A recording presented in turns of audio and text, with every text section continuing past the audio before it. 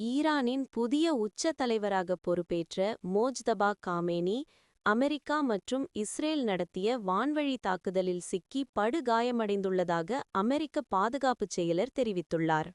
கடந்த மார்ச் 8ஆம் தேதி மோஜ்தபா தனது தந்தை அலி காமேனியின் மறைவுக்கு பிறகு ஈரானின் புதிய உச்ச தலைவராக பொறுப்பேற்றார். இந்நிலையில் 12 நாட்களாக நீடித்து வரும் போரின் ஒரு பகுதியாக நடத்தப்பட்ட இந்த தாக்குதலில் மோஜ்தபா தனது ஒரு காலை இழந்ததோடு தற்போது கோமா நிலைக்கு சென்றுள்ளதாக அமெரிக்க பாதுகாப்புச் செயலர் பீட் ஹெக்ஸெத் தெரிவித்துள்ளார்.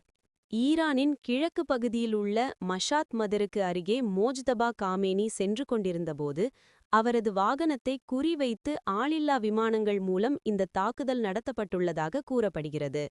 இது குறித்து பேசிய பீட் ஹெக்ஸெத், ஈரானின் புதிய தலைவரை தாக்குவதில் நாங்கள் வெற்றி பெற்றுள்ளோம். அவர் ஒரு காலை இழந்து உயிருக்கு போராடி வருகிறார். ஈரான் புரட்சிகர பாதுகாப்பு படை எவ்வளவு பலமான பாதுகாப்பை வழங்கினாலும் எங்களின் துல்லியமான தாக்குதலிலிருந்து எவரும் தப்பிக்க முடியாது என்பதற்கு இதுவே சாட்சி என்று தெரிவித்துள்ளார். மோஜ்தபா தற்போது டெஹ்ரானில் உள்ள சீனா பல்கலைக்கழக மருத்துவமனையில் அனுமதிக்கப்பட்டுள்ளதாகவும் அங்கு அவருக்கு பலத்த பாதுகாப்புடன் தீவிர சிகிச்சை அளிக்கப்பட்டு வருவதாக தகவல்கள் வெளியாகியுள்ளன. மோஜ்தபாவின் உடல்நிலை குறித்து ஈரான் இதுவரை அதிகாரப்பூர்வ தகவல் எதையும் வெளியிடவில்லை என்பது குறிப்பிடத்தக்கது.